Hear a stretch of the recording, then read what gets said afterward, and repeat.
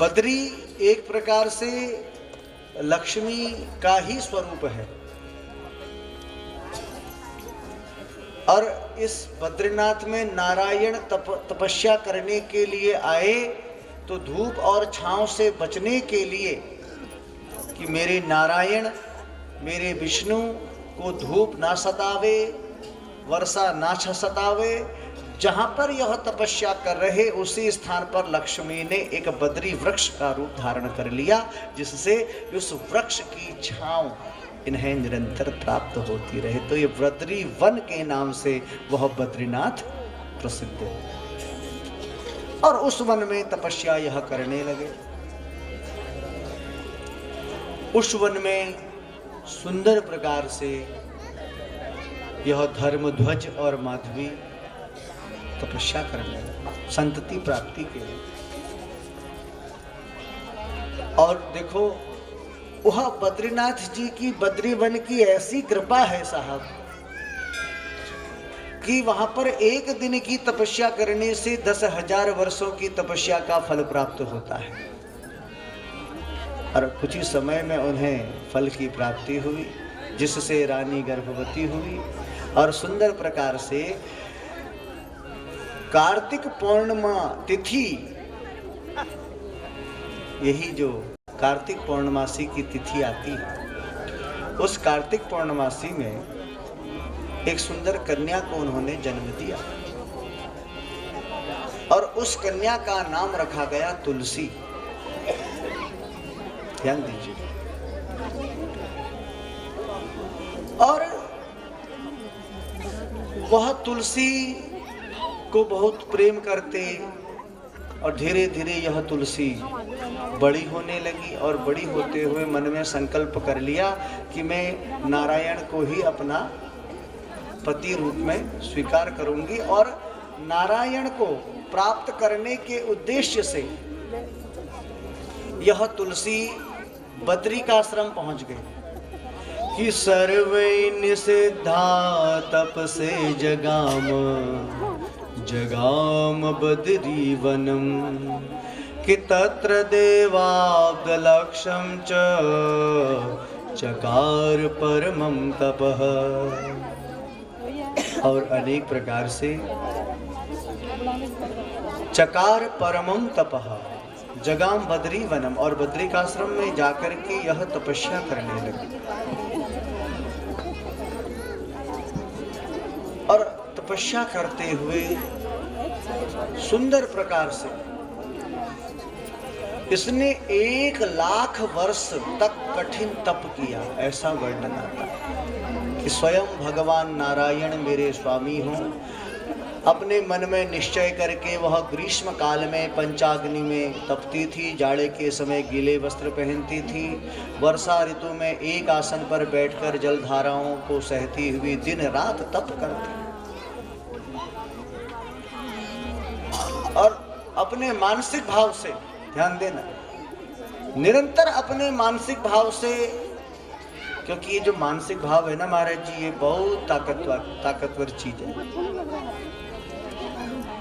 मानसिक पूजा को कली काल में अभिष्ट फल देने वाला कहा गया है। अभिष्ट फल देने वाला कहने का मतलब है कि आप प्रातः काल में अपने आसन में बैठे रहो और अपने आसन में बैठ कर के अपने मन को आप ध्यान में बैठे रहे। एक बार एक सज्जन, कोई सेठ जी थे, उनसे कहा एक कोई राहगीर ने, कह रहे सेठ जी चल के थोड़ा मंदिर में जाया करो, बड़े कंजूस प्रवृत्ति के, बहुत कंजूस। अरे कभी मंदिर में जाया करो, थोड़ा दान पुण्य करा करो। तो सेठ जी को वो बात जिमी और अगले दिन इन्होंने सिंदूक से 1 रुपया का सिक्का उठाया और अपने हाथ पर लेके चले गए पंथी। मंदिर में लाइन लगी है, अब सेठ जी भी खड़े हो, हाथ में सिक्का, और लाइन बढ़ रही है, आगे को बढ़ रही है। अब सिक्का रखा वो हाथ में पसीना आ गया, हाथ में पसीना आ गया। और जैसे ही थोड़ा दर्शन के समीप पहुंचने ही वाले थे तो उन्होंने ऐसे से हाथ खोल के देखा, अरे ये सिक्का भी रो रहा है, ये भी मुझसे अलग होना नहीं चाहता। फिर वापस जेब में रख लिया और आ गए। अब जब घर में आए तो वो राहगीर फिर मिला, बोले सेठ जी मंदिर गए थे, दान पुण्य किए? अरे बोले कहाँ, मैं गया तो था कि कुछ यहाँ भेंट अर्पित करूंगा, लेकिन देखो सिक्का भी मुझसे अलग होना नहीं चाहता, रोता है। तो एक संत आए देवयोग से और उस संत ने उस सेठ जी को बताई कि कलिकाल में मानसिक पूजा का बहुत बड़ा महत्व है।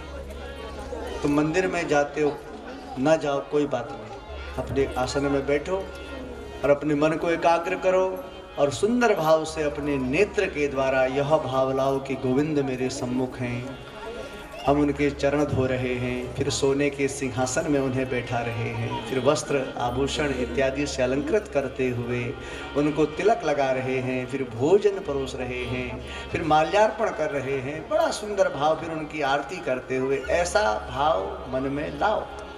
इसको मानसिक पूजा कहते हैं। कष्ट जरूर होगा, पहले दिन 1 मिनट का ध्यान थोड़ा लगाओ, 1 मिनट लग गया, दूसरे दिन 2 मिनट लगेगा, तीसरे दिन 3 मिनट लगेगा, ऐसे करते हुए फिर आधा घंटा, फिर 1 घंटा। तो ऐसे सेठ जी करने लगे। देखो इस भाव में इतनी ताकत होती है कि जिनका मन बड़ा उद्विग्न है और उसी मन को इन्होंने वश में रखते हुए अब पूरा सुबह 7 बजे अपने आसन में बैठ जाते महाराज जी और शाम को ही अपने आसन से उठते। इतना मन एकाग्र हो गया। और एक दिन की बात है कि यह मानसिक पूजा कर रहे, गोविंद को स्नान कराया और सब अपने मन में सब परिकल्पित भाव आ रहा है, सब मन में परिकल्पित भाव, और ऐसा भाव रहा कि भगवान के लिए भोजन बना रहे। और भोजन बनाते हुए देखा कढ़ाई रखी है, कढ़ाई में सुंदर घी रखा है, घी में जो सुंदर प्रकार से हलवा बन रहा है, और हलवे में जल डाला, जल डाल करके चीनी बहुत ज़्यादा पड़ गई। तो जैसे ही इन्होंने अपने मानसिक भाव से हाथ से इशारा कर रहे, नेत्र बंद है, मन का भाव है, और जैसे ही हाथ से उस चीनी को जैसे ही निकालने लगे तो ठाकुर जी प्रकट हो गए और हाथ पकड़ लिए। गुरु जय माता। तो ये अजबा है, बहुत बड़ी ताकत है साहब मानसिक भाव की, बहुत बड़ी ताकत।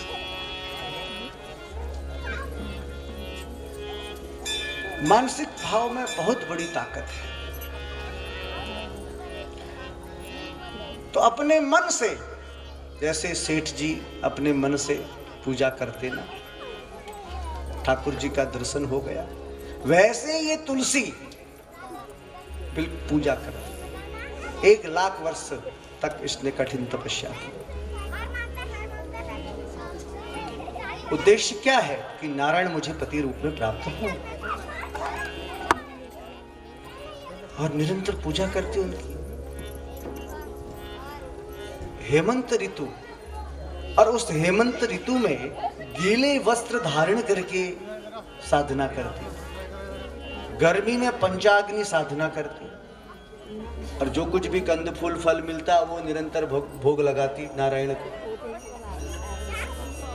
और निरंतर जो मानसिक परिकल्पता है, मानसिक परिकल्पता, हम लोग शाम को पुष्पांजलि अर्पित करते हैं तो मनसाया मंत्र पुष्पांजलि समर्पयामि, मन से,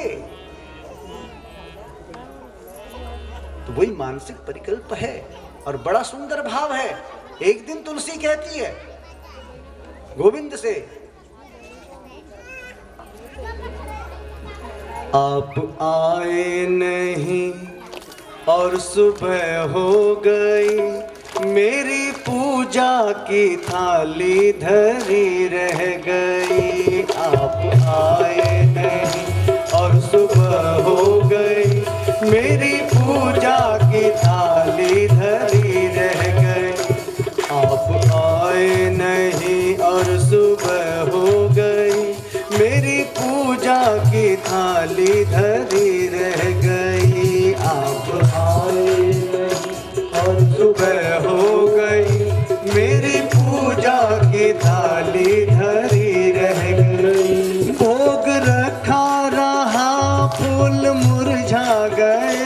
भोग रखा रहा फूल मुरझा गए, भोग रखा रहा फूल मुरझा गए, भोग रखा रहा फूल मुरझा गए, आरती भी धरी की धरी रह गई, आरती भी धरी की धरी रह गई। इतना होते हुए मैं समझ ना सकी, इतना होते हुए मैं समझ ना सकी, कौन सी भावना में कमी रह गई, कौन सी भावना में कमी रह गई।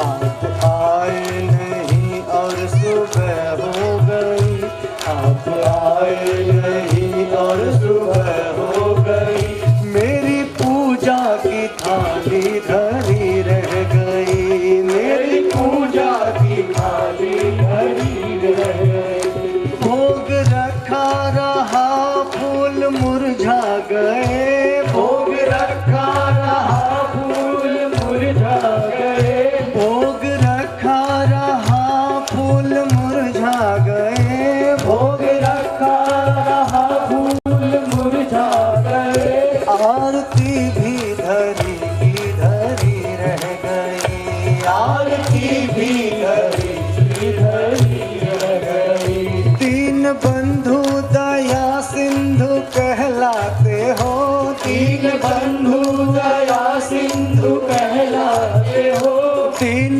बंधु दया सिंधु कहलाते हो, तीन बंधु दया सिंधु कहलाते हो, करते दीनों पे अब तुम दया क्यों नहीं, करते दीनों पे अब तुम दया क्यों नहीं। इतना होते हुए मैं समझ ना सकी, इतना होते हुए मैं समझ ना सकी, क्या लगन में मेरी कोई कमी रह गई, क्या लगन रह गई, मेरी पूजा की थाली धरी रह गई, भोग रखा रहा फूल मुरझा गए, भोग रखा रहा फूल मुरझा गए, आरती भी धरी की धरी रह गई, आरती भी धरी की धरी रह गई।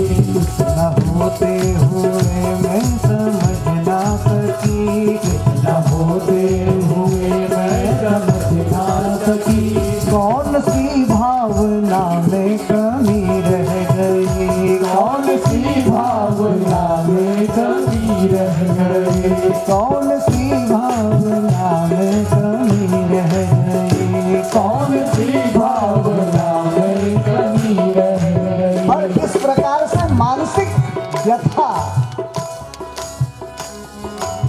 मानसिक भाव यही करती तुलसी, कौन सी भावना में कमी रह गई प्रभु आप आए नहीं, भोग रखा रहा आरती भी धरी की धरी रह गई, इतना होते हुए मैं समझ ना सकी, क्या लगन में मेरी कमी तो नहीं, क्या भावना में कोई कमी तो नहीं, आखिर क्या बात है।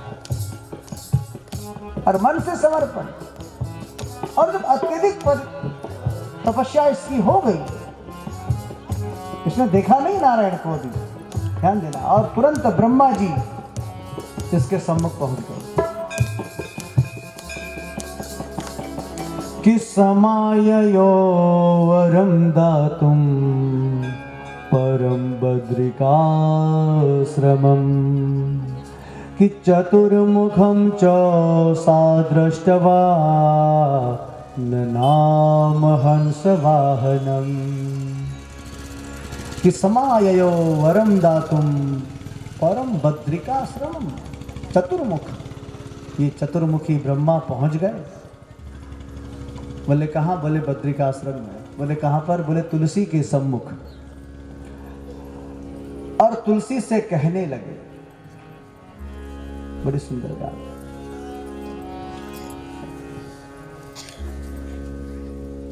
तो ब्रह्मा जी ने तुलसी से कहा, देवी तुम्हारी जो तपस्या है, जो साधना है, वो अद्भुत है। जो तुम साधना जिस कामना के लिए कर रही हो, निश्चित है वो कामना अवश्यमेव रूप से पूर्ण होगी कभी ना कभी। डायरेक्टली नहीं कहा कि तुम्हारी जो कामना है वो पूर्ण होगी, नहीं कहा, कभी ना कभी होगी। लेकिन देवी,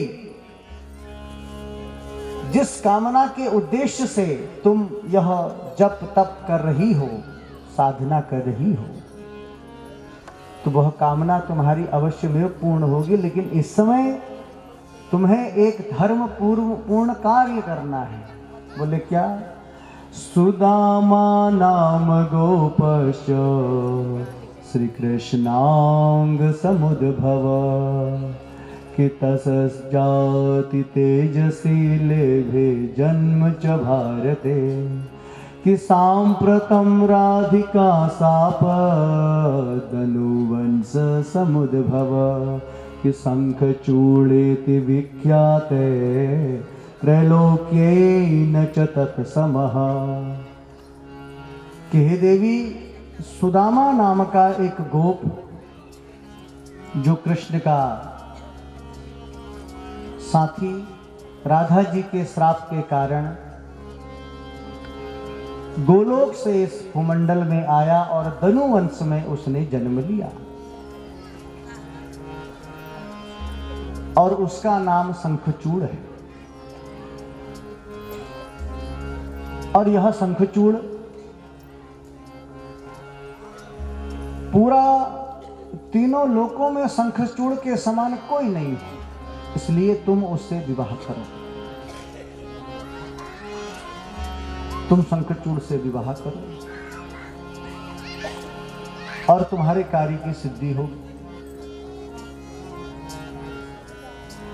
तो यह ब्रह्मा जी के वचन सुनकर के इस तुलसी ने शंखचूड़ से विवाह किया कि गांधर्वेण विवाहेन जगृहे तां च दानवः कि स्वर्गे दुन्दुभिवाद्यं च पुष्पवृष्टि बभूवः। और तब इस धनुवंश में इस दानव शंखचूड़ ने गांधर्व विधि से इस तुलसी के साथ विवाह किया। और उस अवसर पर जितने दानव थे उन सब ने दुंदुभियां बजाई, सुंदर प्रकार से इस शंखचूड़ का विवाह तुलसी के साथ हुआ। और अब यह शंखचूड़ अपने सुंदर भवन में तुलसी के साथ विलास करने लगा और आनंद का अनुभव कर वह सुंदर प्रकार से अपना गृहस्थ जीवन में आनंद प्राप्त करने लगा। धीरे धीरे समय व्यतीत हुआ। यह शंखचूड़ निरत अपनी पत्नी भार्या के साथ, तुलसी के साथ निरंतर विलास विहार ही करता रहता। और ये तुलसी भी पूर्ण रूप से पतिव्रता कि पारिजातस्य कुसुमं जरारोगहरं परं कि अमूल्य रत्न निर्माणम अंगुलीयकर उत्तमम। और यह पारिजातस्य कुसुमम, और ये जो तुलसी है ये पारिजात के पुष्प लेकर के आती और पारिजात के पुष्प से सुंदर प्रकार से शंखचूड़ का श्रृंगार करती। और ऐसे ही यह शंखचूड़ अपनी पत्नी तुलसी का भी श्रृंगार करता और अनेक प्रकार से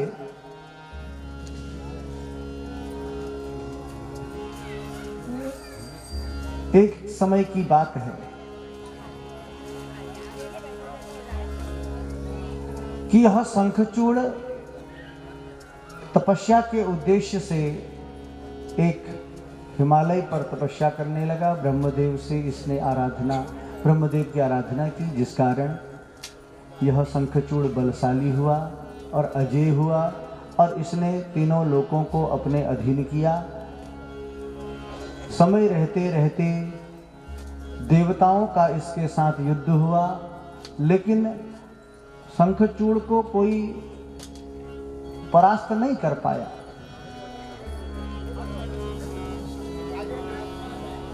और अनेक प्रकार से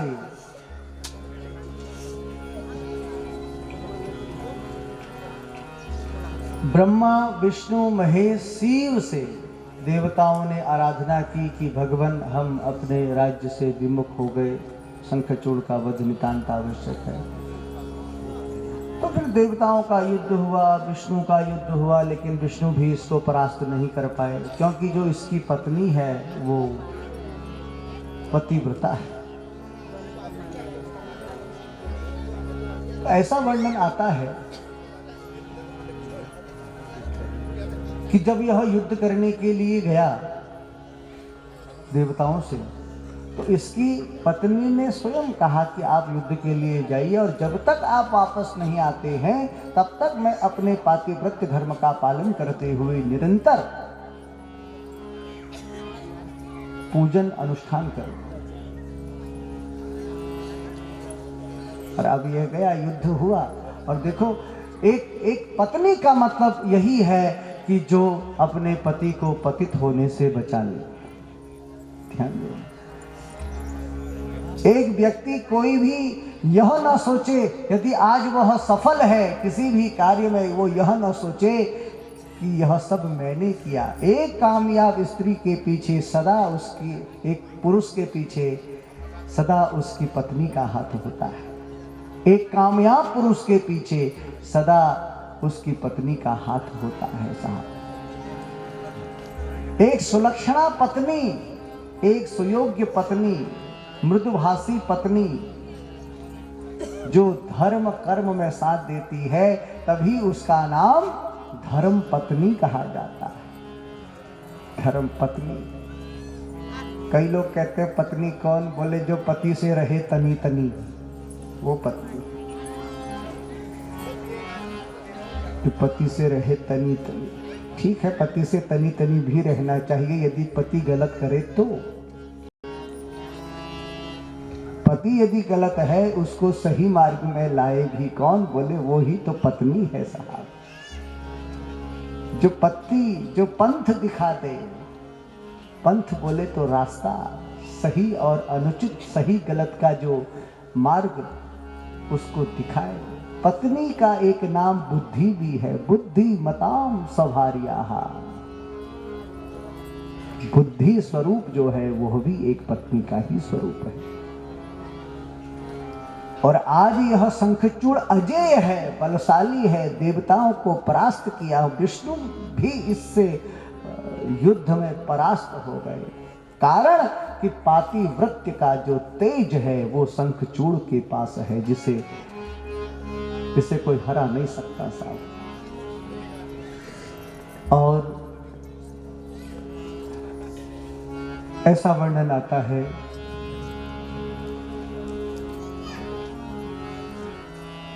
कि विष्णु के साथ युद्ध हुआ, विष्णु हार गए। शिव के साथ युद्ध हुआ शंखचूड़ का, कि शिव दानवयो युद्धम पूर्णब्द शतं पुरा न बभूव तुरन्योयन ब्रह्मांजय पराजयो।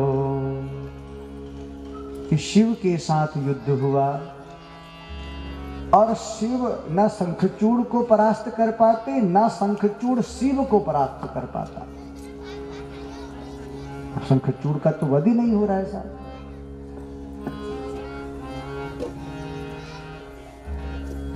शंखचूड़ के पास एक कवच है, ध्यान दीजिए, क्योंकि यह जो सुदामा नाम का गोप है, भगवान कृष्ण का परम सखा, कृष्ण के द्वारा इसको एक कवच प्राप्त है जिसको कहते हैं नारायण कवच। ये कवच क्या होता है जानते हो? कवच होता है सुरक्षा घेरा। उसी प्रकार से राम कवच, जो वैष्णव हैं, भागवत जी में थोड़ा एक वर्णन आता है, 3 संप्रदाय, एक वैष्णव, एक शैव और एक शाक्त।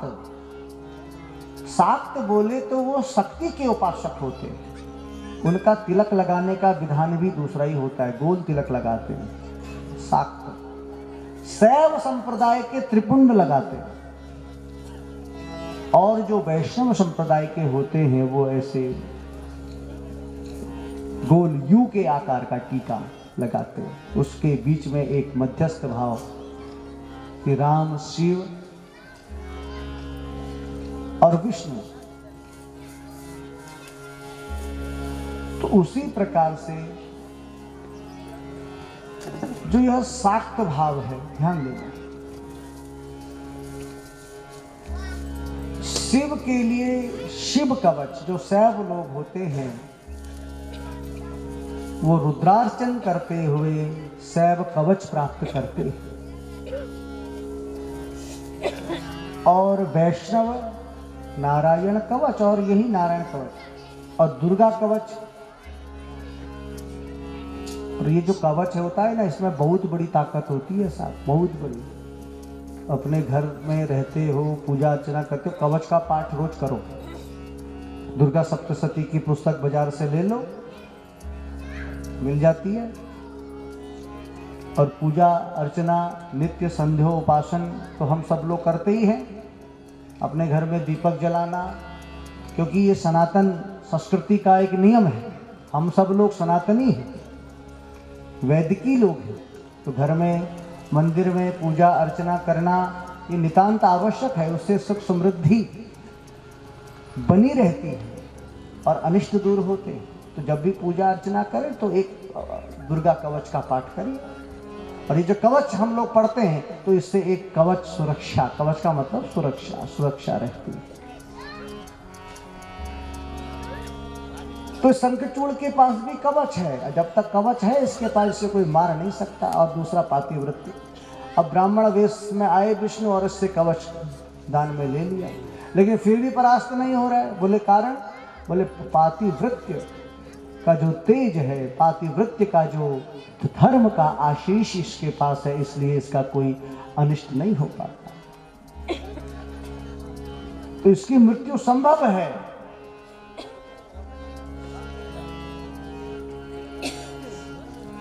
तो व्यास जी कहते हैं, जन्मेजय से कि राजन,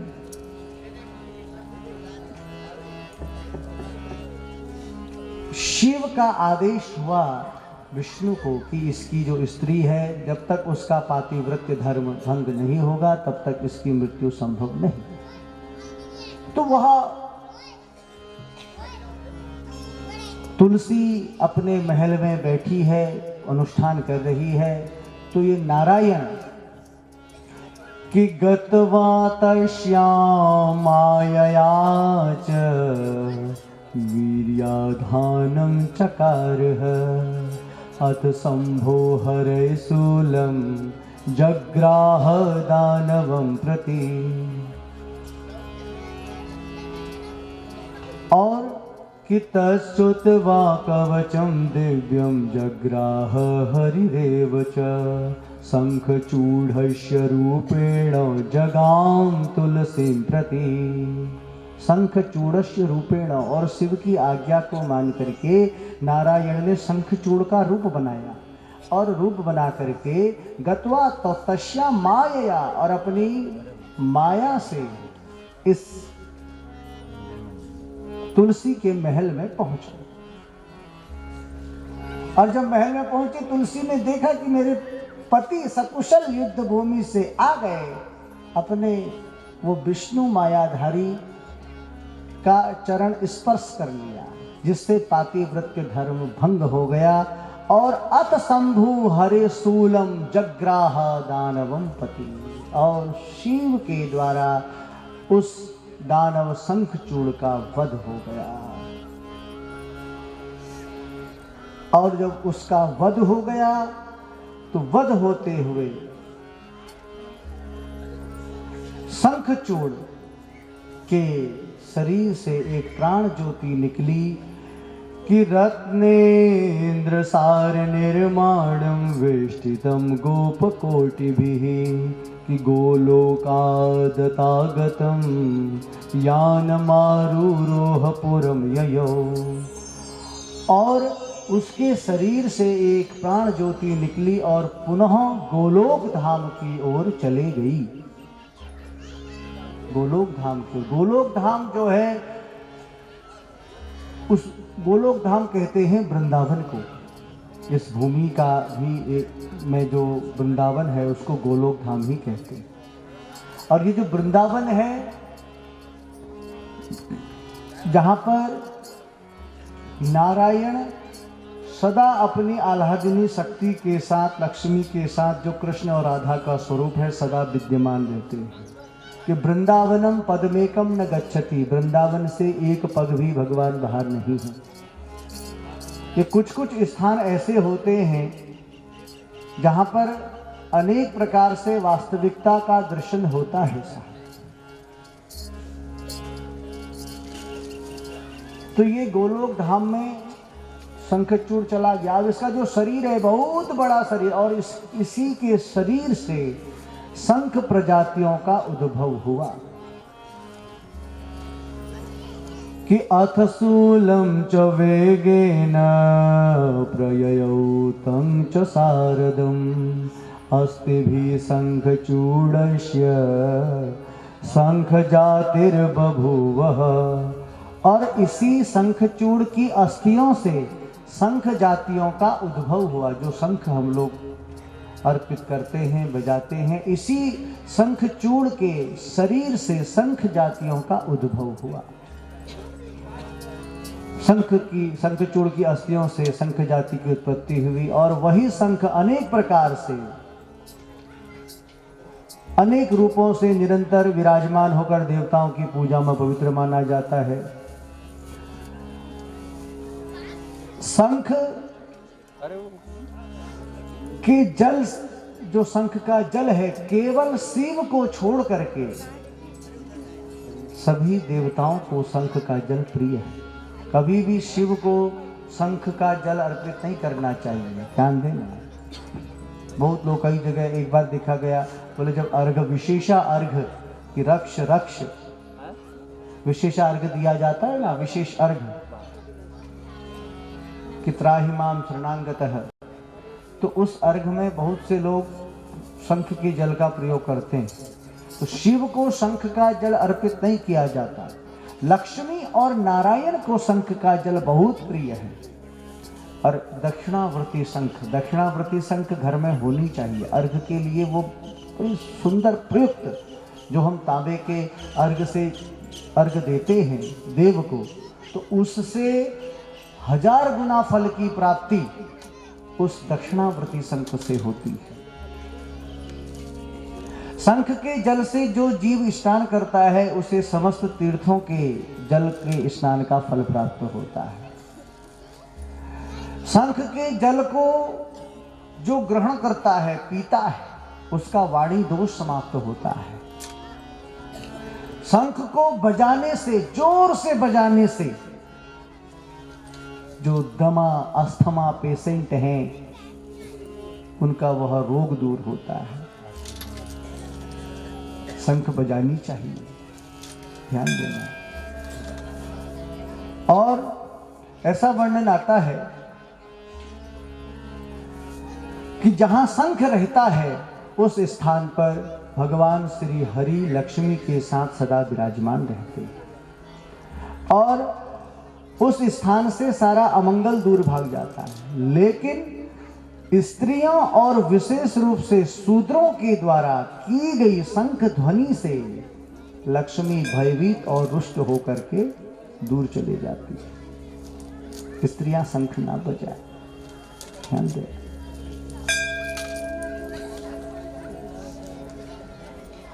तो सूत जी कहते हैं, दानव शंखचूड़ का वध करके शिव जी वृषभ पर सवार होकर के अपने गणों के साथ शिवलोक को चले गए। और जब तुलसी को यह ज्ञात हुआ कि यह मेरे पति रूपधारी स्वयं भगवान विष्णु हैं, तो बड़ी क्रुद्ध हुई कि दूरीकृतं मत सतित्वं यदस्तस्त्वां सपामि मे तुलसी वचनम श्रुत्वा हरि शाप भयेन च। और तुलसी ने भगवान विष्णु से कही, हे ब्राह्मण, आपने छल पूर्वक मेरा पातिव्रत्य धर्म भंग किया है, इसलिए मैं तुम्हें श्राप दूंगी। नारायण ने कही विष्णु ने कि देखो तुलसी, तुमने हजारों लाखों वर्ष तक मुझे पाने के लिए तपस्या की है और मैं तुम्हारे सम्मुख हूँ, और ये सब देव कार्य के संयोग से ही यह कार्य हुआ है। और उसी समय ब्रह्मा और शिव यह भी पहुंच जाते हैं और तुलसी को समझाने का प्रयास करते हैं। और समझाने का प्रयास करते हुए लेकिन तुलसी नहीं मानती। तुलसी श्राप दे ही देती है विष्णु को कि तस्मात् पाषाण रूप स्वं भवे देव भवादुना ये वदन्ति च साधुं त्वां ते भ्रांता हि न संशयः। तस्मात् पाषाण रूपस्त्वं, कि हे विष्णु, तुमने छल से मेरा पातिव्रत धर्म भंग किया है, तुम्हें किसी भी प्रकार की दया नहीं है, इसलिए तुम पाषाण हृदय वाले हो, तुम पाषाण बन जाओ।